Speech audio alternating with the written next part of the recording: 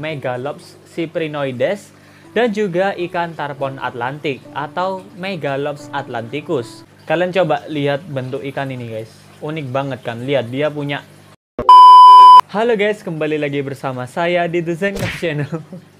Maaf ini agak sariawan guys. Di video sebelumnya kita sudah bahas tentang gimana caranya ngadaptasiin ikan air laut ke ikan air payau dengan salinitas serendah mungkin. Cara itu nggak bisa diterapin ke semua jenis ikan, cuman bisa diterapin ke jenis-jenis tertentu. Jenis-jenis tertentu ini namanya adalah jenis-jenis Euryhalin. Pasti kalian udah pernah dengar sebelumnya kan jenis Euryhalin. Euryhalin adalah ikan yang bisa adaptasi dengan kadar salinitas tinggi maupun kadar salinitas rendah. Jadi di video kali ini kita akan membahas tentang 11 ikan Euryhalin yang bisa kita adaptasikan dan bisa dipelihara di akuarium. Nomor 11 bikin kaget, kayak headline-nya di berita-berita kan gitu. Enggak, tapi beneran. Nomor 11 ini bentuknya unik dan jarang orang tahu kalau dia bukan pemancing sejati. Apa saja 11 ikan ini? Langsung saja kita bahas.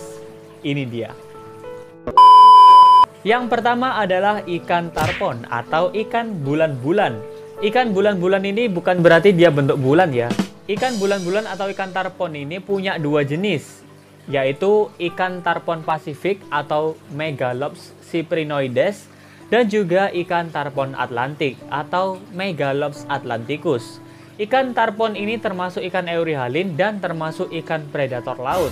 Untuk ikan tarpon Pasifik biasanya sih udah beredar banyak di pasar ikan hias Indonesia. Ukurannya juga cuman bisa sampai 80 cm. Kalau ikan tarpon Atlantik ukurannya bisa 2 meter dan sangat-sangat jarang dijual di pasar ikan Indonesia. Dan harganya Yang kedua dari jenis ikan trevally atau kita tahu sebagai ikan kue. Tapi saya nggak tahu kenapa disebut ikan kue guys.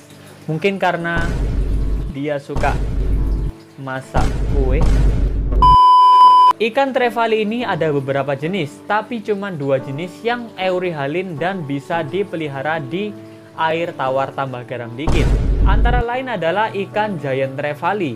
Ikan giant trevally ini ikan trevally terbesar yang bisa sampai 2 meter. Ikan ini udah banyak dijual di pasar ikan hias Indonesia dan harganya nggak terlalu mahal. Yang kedua, ikan yellowfin trevally atau trevally sirip kuning. Ikan ini juga udah banyak dijual di pasar ikan hias di Indonesia dan dia juga bisa dipelihara di air tawar tambah garam dikit, alias dia juga Euryhalin. Jenis-jenis yang nggak bisa diadaptasiin di air tawar tambah garam dikit adalah ikan golden trevally atau ikan pidana. Kena kasus apa ya dia kena pidana gitu. Tapi beneran guys, namanya ikan pidana. Kalau nggak percaya kalian cek di Google ikan pidana. Yang ketiga adalah ikan kerapu. Nah, ikan kerapu ini juga sama seperti trevally, dia nggak semua jenis bisa diadaptasiin di air tawar tambah garam dikit. Jenis-jenis ikan kerapu yang bisa diadaptasiin atau yang termasuk Euryhalin, mulai dari yang paling murah sampai yang paling mahal adalah yang pertama ikan kerapu lumpur. Yang kedua, ikan kerapu cantang. Terus yang harganya agak lumayan yaitu ikan kerapu Malabar. Dan yang harganya paling mahal adalah bumblebee grouper atau ikan kerapu emas.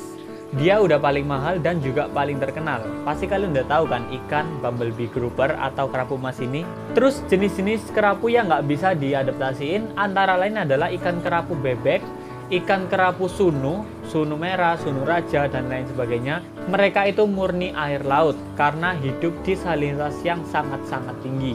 Selain itu mereka juga tingkat adaptasinya rendah, jadi gampang mati. Yang keempat adalah ikan kiper. Kalau dijelasin sampai 11 ya kebanyakan ya. Mana lagi sariawan lagi. Kalau gitu langsung saja kita singkat. Yang kelima ada ikan barramundi atau ikan kakap putih. Dia ini Euryhalin sejati karena kecilnya di air laut dan besarnya di air tawar. Yang keenam ada belut moray. Hampir semua jenis belut moray bisa. Tiger eel, giant moray eel, dan lain sebagainya. Yang ketujuh ada berbagai jenis ikan buntal, antara lain ikan buntal hijau, ikan buntal kelapa, ikan buntal retik, dan banyak lagi. Nanti tentang jenis-jenis ikan buntal akan kita bahas di video berikutnya. Yang kedelapan adalah ikan belana atau ikan mulet. Bukan mulet yang itu guys. Karena emang nama internasional ikan belana itu ikan mulet. Mulai dari bluefin mulet, yellowfin mulet, atau blackfin mulet yang paling langka seperti yang saya punya ini. Mereka termasuk euryhalin dan bisa dipelihara di akuarium dengan kadar salinitas rendah. Yang kesembilan ada ikan keting atau ikan lele air laut. Semua jenis ikan keting bisa dipelihara di air tawar tambah garam dikit seperti Mistus singaringan atau baung jaksa atau Hemiriarus stormii dan lain sebagainya. Yang ke-10 adalah ikan Monodactylus. Ikan ini mirip ikan manfish atau bisa dibilang juga mirip ikan diskus, tapi dia sebenarnya air laut. Ikan Monodactylus ini cocok dipelihara dalam jumlah banyak karena dia berenang secara berkelompok atau schooling. Dan yang terakhir, yang ke-11, pasti kalian banyak yang nggak tahu. Namanya adalah ikan threadfin. Nggak tahu kan? Atau bahasa Indonesianya adalah ikan senangin.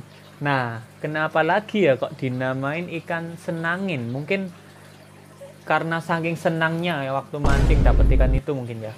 Kenapa nggak sedihin, galauin, marahin? Ikan senangin ini pasti udah terkenal di kalangan pemancing sejati. Dia terkenal karena baru ditangkap langsung meninggoy.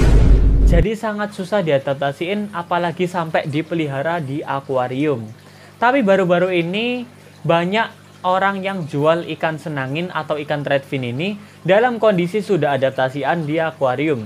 Dan tentunya harganya mahal banget. Kemarin saya barusan ditawari tuh ukuran 11 sampai 13 14 sentian gitu, harganya sampai 500.000. Walaupun dia sulit diadaptasiin, tapi secara alamiah dia termasuk ikan euryhalin. Kalian coba lihat bentuk ikan ini guys, unik banget kan. Lihat dia punya, nggak tahu apa itu namanya, pokoknya unik banget kan. Jadi cocok sih kalau harganya segitu, apalagi dia susah untuk ditangkap kondisi hidup, apalagi sampai di akuarium. Jadi itu tadi adalah 11 ikan euryhalin yang bisa kita adaptasikan dan bisa kita pelihara di akuarium. Dan tentunya kalau udah dipelihara di akuarium dan berhasil diadaptasikan, harganya biasanya mahal-mahal banget guys. Jadi buat kalian yang suka mancing, ini bisa jadi peluang bisnis kalian. Kalian bisa adaptasiin ikan yang kalian tangkap daripada kalian masukkan wajan. Karena harganya bisa berkali-kali lipat daripada cuman dimakan. Oke, mungkin cukup sekian video saya hari ini. Dan kalau kalian masih ada pertanyaan, kalian bisa tulis di kolom komentar di bawah. Dan kalau kalian suka dengan video ini dan menurut kalian video ini bermanfaat, kalian bisa tinggalkan like dan share ke teman kalian. Apalagi ya? Nggak tahulah, sakit sariawanku. Ya udah, jangan lupa subscribe untuk terus mengikuti video-video berikutnya. Terima kasih telah menonton sampai akhir dan sampai jumpa.